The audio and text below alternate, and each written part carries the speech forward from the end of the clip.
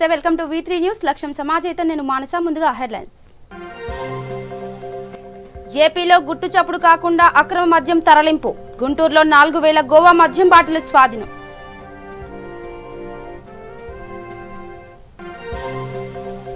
కడపలో బీజేవైఎం నేతలు ఆందోళన అగ్రవర్ణాలకు 10% రిజర్వేషన్లను అమలు చేయాలని డిమాండ్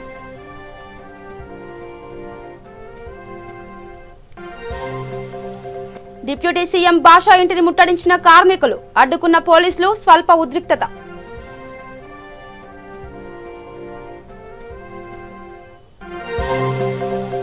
కృష్ణా జిల్లా రేపూడి తండాలో విషాదం కారులో ఊపిరి ఆడక 2 చిన్నారుల మృతి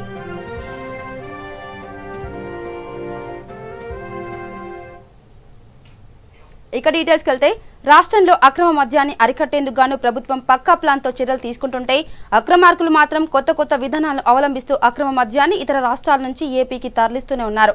తాజాగా గోవా నుంచి తరలిస్తున్న 4000 బాటిళ్లను గుంటూరు జిల్లాలో సీజ్ చేశారు. వాషింగ్ మిషన్లలో దాచిపెట్టి మరీ అక్రమ మద్యాన్ని రాష్ట్రాల సరిహద్దులు దాటిస్తున్న అక్రమార్కులను అదుపులోకి తీసుకున్నారు. ఏపీలో సరైన మద్యం బ్రాండ్లు దొరకడం లేదని, ధరలు ఆకాశాన్ని అంటేలా పెంచారని మందు ప్రియులు పక్క రాష్ట్రాల వైపు చూశారు.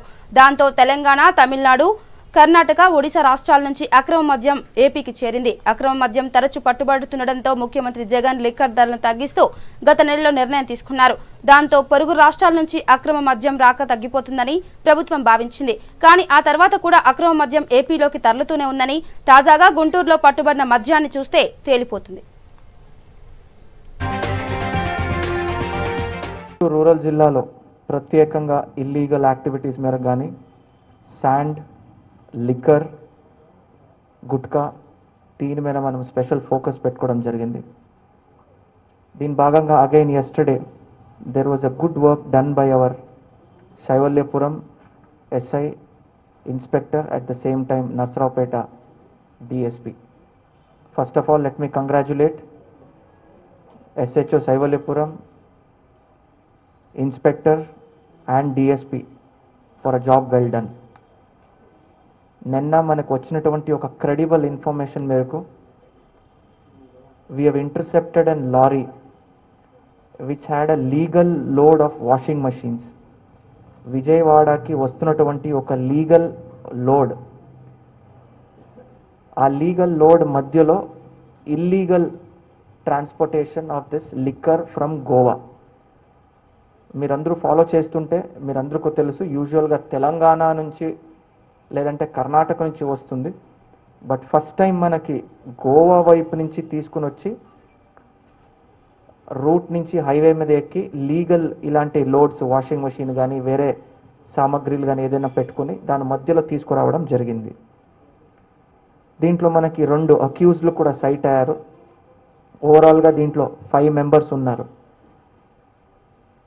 ఇంకా మా టీమ్స్ అక్యూజ్డ్కి తిరుగుతున్నాయి కాబట్టి I will not be able to disclose much details about the case. అదేవిధంగా మనకి సిఆర్పిసి కింద 24 అవర్స్లో అరెస్ట్ చేసిన వాళ్ళని జ్యుడిషియల్ రిమాండ్కి పెట్టాలి కాబట్టి we are holding this press meet. We have picked up the driver and the cleaner of the vehicle. So first time Goa వైపు నుంచి లిక్కర్ కొనేసి త్రూ కర్ణాటక, త్రూ ఆంధ్ర వచ్చి మనకి ఇక్కడ తీసుకురావడం జరిగింది.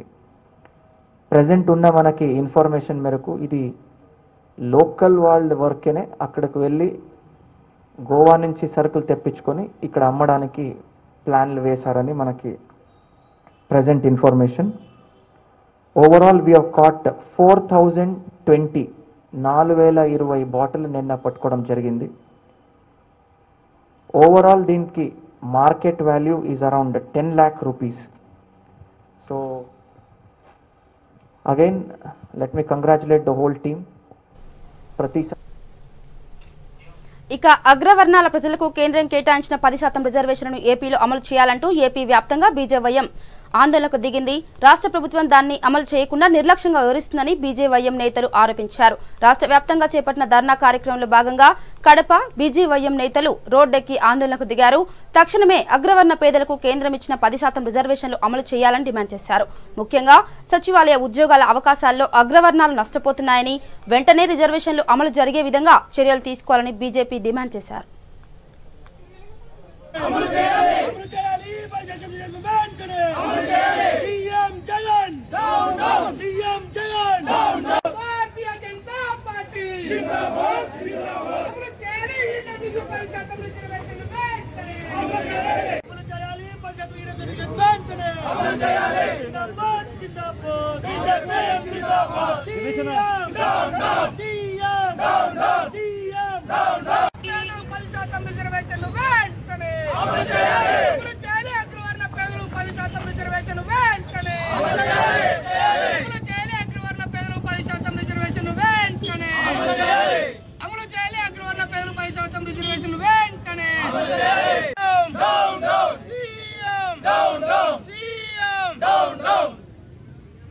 भारत माता की जय जय माता भारत माता राष्ट्र ప్రభుత్వం ఈడబ్ల్యూఎస్ 10% రిజర్వేషన్ వెంటనే అమలు చేయాలి 10% రిజర్వేషన్ వెంటనే అమలు చేయాలి జిందాబాద్ జిందాబాద్ బీజేపీ జిందాబాద్ ఈ ఈడబ్ల్యూఎస్ రిజర్వేషన్ అనేది రాజ్యసభలో లోక్సభలో మన 2019లోనే అమలు చేశారు. మొత్తం దేశం మొత్తం జనవరి 14వ తేదీ 2019లో కూడా ఒక గెజిటెడ్ నోటిఫికేషన్ అనేది కేంద్ర ప్రభుత్వం జారీ చేశారు. దీని అర్థం ఏ రాష్ట్రమైనా ఈడబ్ల్యూఎస్ రిజర్వేషన్ అనేది అమలు చేయొచ్చు అని చెప్పారు. పాదయాత్ర చేసేటప్పుడు ముఖ్యమంత్రి జగన్మోహన్ రెడ్డి గారు చాలా గొప్పగా చెప్పారు. పవర్లోకి రాగానే మేము ఈడబ్ల్యూఎస్ రిజర్వేషన్ అనేది కల్పిస్తాము అని చెప్పారు. ఇప్పుడు చూస్తే కనీసం ఈడబ్ల్యూఎస్ రిజర్వేషన్ గురించి ఒక్క మాట లేదు. ఎందుకండి? ఇప్పుడు అగ్రకులాల్లో ఉన్న పేదవారు కనిపించట్లేదా? కేవలం మీ పాదయాత్రలకు వచ్చి చప్పట్లు కొట్టడానికేనా అగ్రవర్ణ కులంలో ఉన్న పేదవారు? సంవత్సరన్నర కాలంగా ఎన్నో పనికి మాలిన జీవోలు పాస్ చేశారు. నేను ఈరోజు పనికి మాలిన అని ఎందుకు అంటున్నానంటే మీరే చూస్తున్నారు. పూటకొక జీవో, పొద్దున లేస్తే ఒక 10 జీవోలు మన ముందుంటాయి. అలాంటి జీవోలు దేనికి పనికిరాని జీవోలు ఈరోజు పాస్ చేస్తున్నారు. కానీ పేదవారి కోసం, పేదవారి అభివృద్ధి కోసమో లేకపోతే వారి ఫ్యూచర్ కోసమో ఒక్క జీవో పాస్ చేయరు. ఒక జీవో పాస్ చేయడానికి కనీసం ఈడబ్ల్యూఎస్ అనే మాటనే రావట్లేదు. కాబట్టి మా భారతీయ జనతా పార్టీ యువ మోర్చా తరపున మా ఒకటే డిమాండ్, ఈడబ్ల్యూఎస్ రిజర్వేషన్ అనేది ఈడబ్ల్యూఎస్ అగ్రకులాల్లో ఉన్న పేదవారి కోసం, వారి ఉద్యోగం, వారి విద్య కోసం దయచేసి అమలు చేయాలని చెప్పి మా డిమాండ్.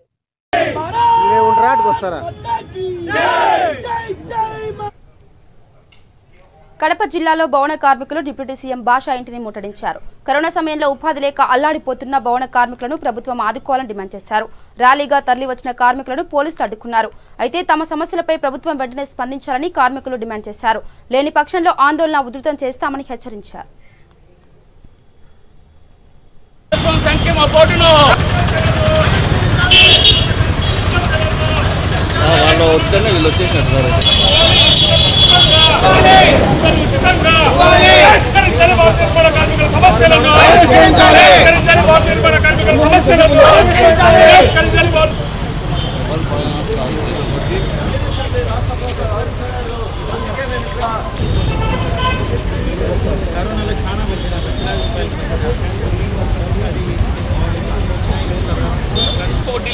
వడ్డీలు ఇచ్చేవాళ్ళు కూడా లేరు.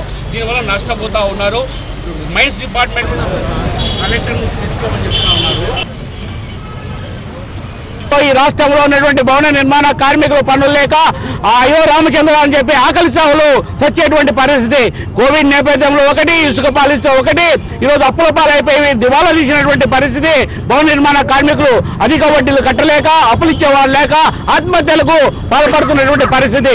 అదే కాకుండా ఈ రాష్ట్రంలో ఎక్కడా లేనటువంటి పరిస్థితుల్లో జగన్మోహన్ రెడ్డి భవన నిర్మాణ కార్మిక సంక్షేమ మండలి నిధులను 925 కోట్ల రూపాయలను ఈరోజు కైంకర్యం చేసినటువంటి పరిస్థితి. మార్చి నుండి చచ్చిపోయిన వాళ్ళకు డబ్బులు లేవు, పెళ్లి చేసుకున్న వాళ్ళకి డబ్బులు లేవు, అంగవైకల్యం ఉన్నటువంటి వాళ్ళకు డబ్బులు లేవు, అదేవిధంగా మట్టి పిల్లల ఖర్చు డబ్బులు లేవు, డెలివరీ ఖర్చులు లేవు, ఏమీ లేనటువంటి ఒక దుర్మార్గమైనటువంటి పరిస్థితి ఈ రాష్ట్రంలో జగన్మోహన్ రెడ్డి చేస్తూ ఉన్నాడు. అదేవిధంగా సంక్షేమ మండలి నిధులన్నీ కూడా ఈరోజు పవర్ కార్పొరేషన్ కు మళ్లించి తన ఖజానాకు మళ్లించుకునేటువంటి ఒక దుర్మార్గకరమైనటువంటి విధానాన్ని జగన్మోహన్ రెడ్డి అవలంబిస్తున్నాడు. కాబట్టి వెంటనే వారి డబ్బులు వాళ్ళు జమాలో చేసి వారి క్లైములన్నీ పరిష్కరించి ఇసుక పాలసీ, నువ్వు ఏ పాలసీ పెడతావో మాకు సంబంధం లేదు, వెంటనే ఇసుకను సరఫరా చేసేటువంటి పద్ధతి వెంటనే శ్రీకారం చుట్టాలని చెప్పేసి ఈరోజు రాష్ట్రంలో ఉన్నటువంటి అన్ని మంత్రుల కార్యాలయాల ముందు ముట్టడి కార్యక్రమాన్ని చేపడతా ఉన్నాం. మరి వాళ్ళన్నీ కూడా న్యాయమైన డిమాండ్స్ ఉన్నాయి, కోరికలు ఉన్నాయి. ఎందుకంటే ఈ కరోనా మహమ్మారిలో ఈ భవన నిర్మాణాలు జరక్క ఈ భవన నిర్మాణ కార్మికులందరూ కూడా ఇబ్బందిని పడిన పరిస్థితి ప్రతి ఒక్కరు కూడా గమనించాం. మరి వాళ్ళ యొక్క డిమాండ్ ఏంటంటే ప్రతి భవన నిర్మాణ కార్మికునికి 10,000 చొప్పున వేయాలి అని చెప్పి వాళ్ళ డిమాండ్ ఉంది. మరి అదే కాకోకుండా మరి వాళ్ళకు సంబంధించిన భవన నిర్మాణ కార్మికులకు సంబంధించి క్లెయిమ్స్ చాలా మటుకు పెండింగ్ ఉన్నాయని నా దృష్టికి తీసుకురావడం జరిగింది. ఎవరన్నా చనిపోయినా వాళ్ళ భార్యలకు రావాల్సిన కాంపెన్సేషన్ కానివ్వండి, ఎవరైనా వికలాంగులైనా వాళ్ళకు రావాల్సిన కాంపెన్సేషన్స్ క్లెయిమ్స్ అన్నీ కూడా 2019 నుంచి పెండింగ్ ఉన్నాయని కూడా చెప్పడం జరిగింది. ఇప్పుడు అదేవిధంగా ఒక 450 కోట్ల రూపాయలు ఏదైతే భవన నిర్మాణ కార్మికులకు సంబంధించిన ఆ ఫండ్ పవర్ కార్పొరేషన్కు డైవర్ట్ చేశారని కూడా ఈ రిప్రజెంటేషన్లో పొందుపరచడం జరిగింది. మరి ఇవన్నీ కూడా సమస్యలన్నీ కూడా గౌరవ ముఖ్యమంత్రి గారి దృష్టికి తీసుకెళ్ళి మరి పరిష్కరించడానికి కృషి చేస్తానని కూడా వాళ్ళకందరికీ కూడా మాట ఇవ్వడం జరిగింది. ఇక కృష్ణా జిల్లా ఏ కొండూరు మండలం రేపూడి తండాలో విషాదం చోటు చేసుకుంది. కారులో ఊపిరి ఆడక 2 చిన్నారులు మృతి చెందారు. ఒకే కుటుంబానికి చెందిన భావనతి శ్రీనివాసు, యమున కారులో ఆడుతుండగా కార్ డోర్స్ లాక్ అవ్వడంతో ఊపిరి ఆడక కారులోనే మరణించారు. దీంతో ఆ గ్రామంలో విషాద ఛాయలు అలుముకున్నాయి.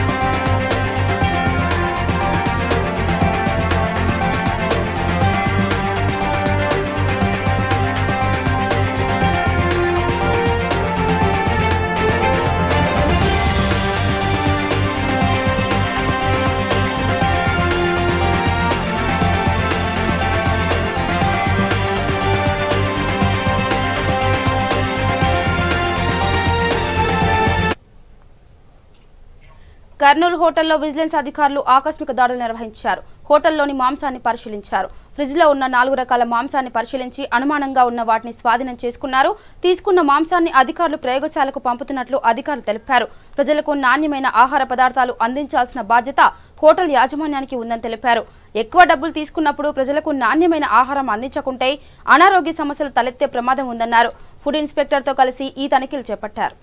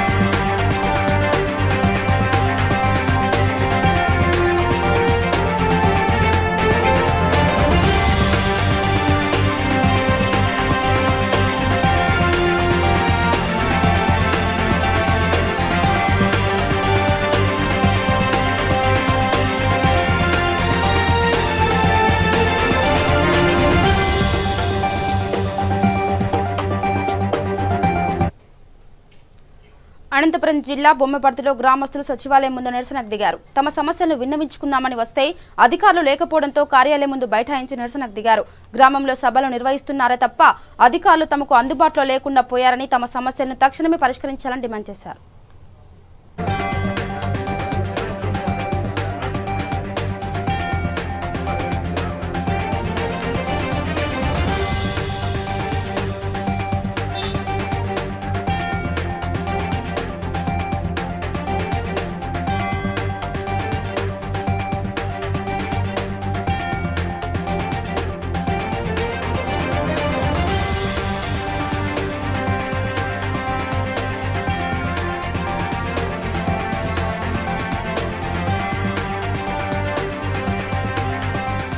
కుచెల్ల గ్రామం నాది, రాప్లాట మండలము, సచివాలయం బొమ్మేపర్తి నుంచి ఏ సమస్య లేదు మాకు. ఊరికే మా చెరికెట్లు నానిపోవడము, ఏంటంటే ఇనుపూటు అనేదము, పూటలు తీసుకోవడము, పండ్ల తోటలకు రాసుకోవడము, అదేంది లేదు.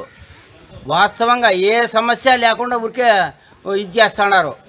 సచివాలయంలోకి వస్తే ఈడెవరు లేరు, ఆఫీసర్లు ఎవరు లేరు. ఆడ ఊళ్ళోకి వచ్చి గ్రామ సభలు పెట్టుకుంటారు, ఏదో మాట్లాడిపోతారు. ఆ గ్రామ సభలు అడిగితే ఏమో అంటారు.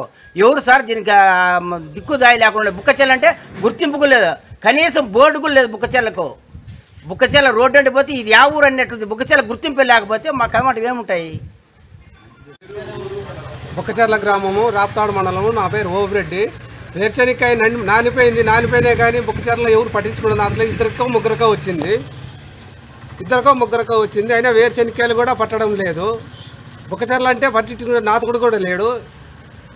రైతు భరోసా అంటారు, ఇంకోటి అంటారు. ఏం చెప్పేది లేదు, ఇచ్చేది లేదు. ఈ సచివాలయంలోకి వస్తే ఎవరు మమ్మల్ని మాట్లాడిచేవాడు కూడా లేదు. వారు ఎవరు పని వాళ్ళు చేస్తారు. ఆ యాప్ లేడు, ఈ యాప్ లేడు అంటారు, వెళ్ళిపోతారు. మాకు తెలకోకుండా మీటింగులు కూడా పక్కల పెట్టుకొని వస్తారు. ఊర్లో కూడా లైట్లు పోయినా లైట్లు వేసేవాడు కూడా లేదు.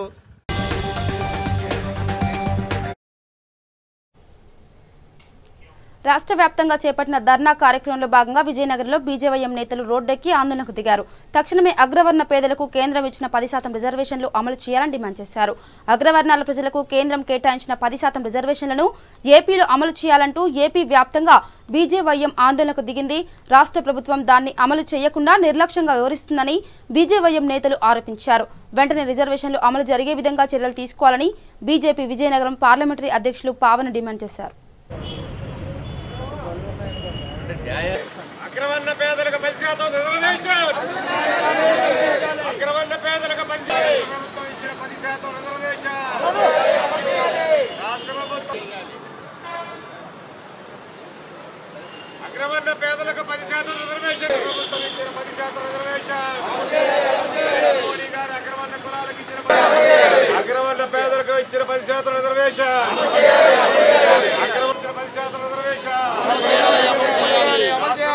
అగ్రవర్ణ పేదలకు 10% రిజర్వేషన్ వెంటనే, అగ్రవర్ణ పేదలకు 10% రిజర్వేషన్ వెంటనే, పేదలకు 10% రిజర్వేషన్ రాష్ట్ర ప్రభుత్వం, అగ్రవర్ణ పేదలకు 10% రిజర్వేషన్ రాష్ట్ర ప్రభుత్వం, అగ్రవర్ణ పేదలకు 10% రిజర్వేషన్ వెంటనే,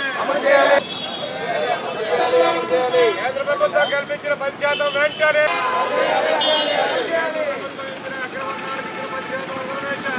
అగ్రవర్ణ పేదలకి కేంద్రం ఏదైతే 10% రిజర్వేషన్ కల్పించిందో దానిని అమలు చేయడంలో ఈ రాష్ట్ర ప్రభుత్వం విఫలం చెందింది.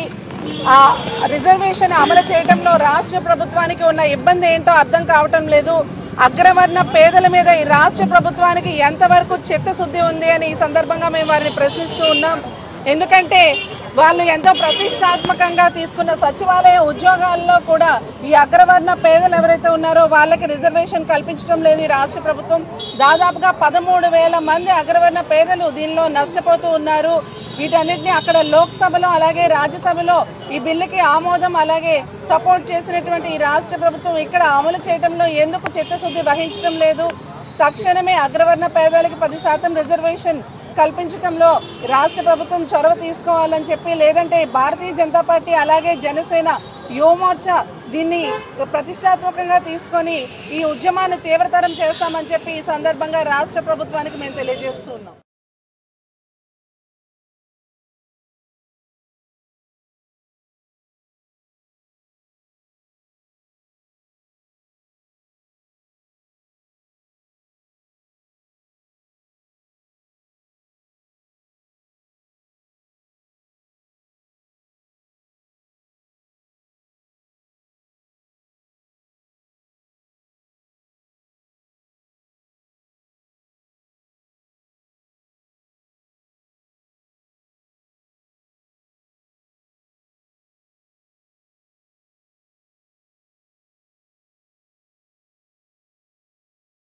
ప్రస్తుతం ఉన్న రాజకీయాల్లో కేవలము ఓట్ బ్యాంకు రాజకీయాలు తప్ప అందులో వాళ్ళు భాగస్వామ్యం. ఇక తూర్పు గోదావరి జిల్లా కాకినాడలో భవన నిర్మాణ రంగం కార్మికులు ఆందోళనకు దిగి భవన కార్మికుల సంక్షేమ బోర్లను కొనసాగించాలని డిమాండ్ చేస్తూ ర్యాలీగా వచ్చిన కార్మిక సంఘాలను పోలీసులు అడ్డుకోవడంతో ఉద్రిక్త వాతావరణం చోటు చేసుకుంది. దీంతో రోడ్డుపై బైఠాయించి నిరసన వ్యక్తం చేస్తున్న కార్మిక సంఘం నేతలను పోలీసులు అరెస్ట్ చేశారు. గత ప్రభుత్వ విధానాలను ఇప్పుడు వైసీపీ ప్రభుత్వం అనుసరిస్తుందని ఆగ్రహం వ్యక్తం చేశారు. భవన కార్మికుల సంక్షేమ బోర్డును కొనసాగించాలని డిమాండ్ చేశారు.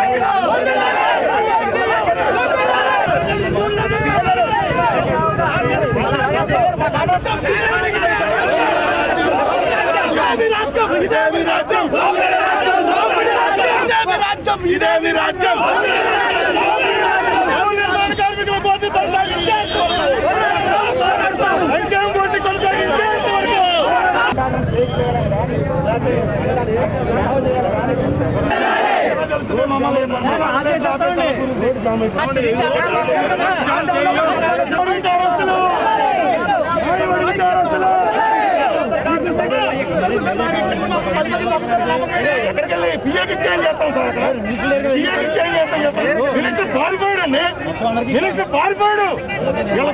వీళ్ళకి ఏం చెప్పాలో తెలియక మినిస్టర్ పారిపోయాడు.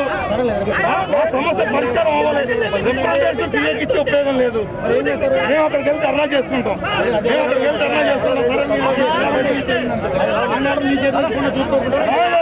మీటర్ల దూరంలో ధర్నా చేస్తామని చెప్పాం కదా. మేము వాళ్ళ ఇంటికి వెళ్తామని చెప్పలేదు.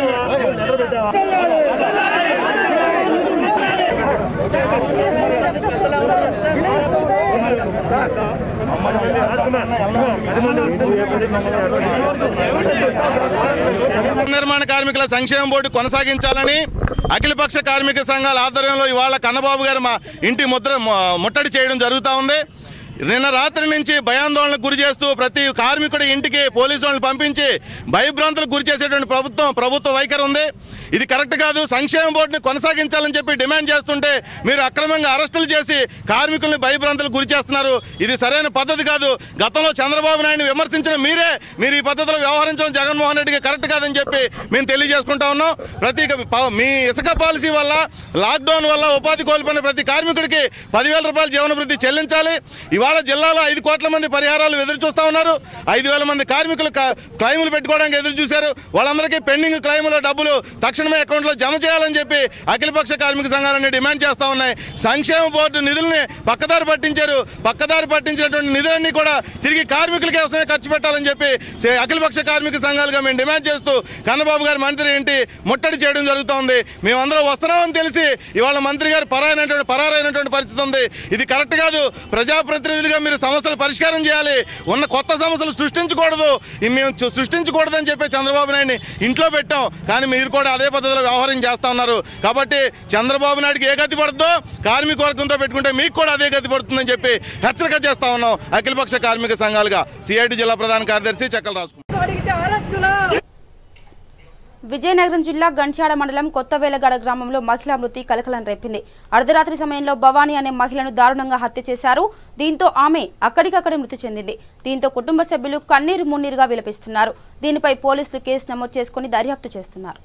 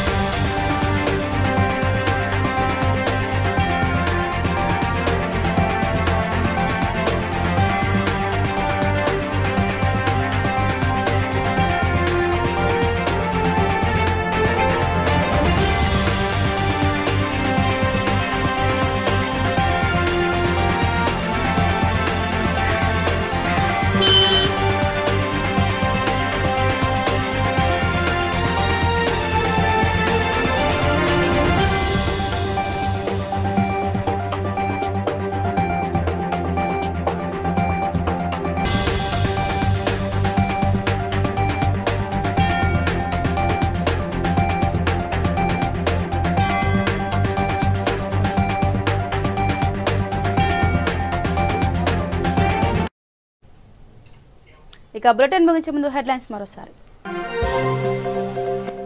ఏపీలో గుట్టు చప్పుడు కాకుండా అక్రమ మద్యం తరలింపు, గుంటూరులో 4,000 గోవా మద్యం బాటిళ్లు స్వాధీనం.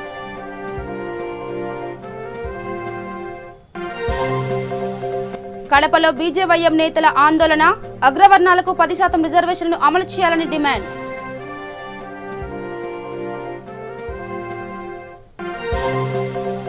డిప్యూటీ సీఎం భాషా ఇంటిని ముట్టడించిన కార్మికులు, అడ్డుకున్న పోలీసులు స్వల్ప ఉద్రిక్తత.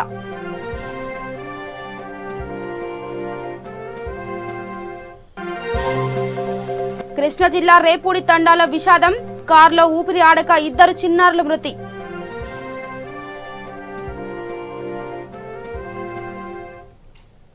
ఇవి bulletin updates. Keep watching V3 news. లక్ష్యం సమాజేతం. నమస్కారం.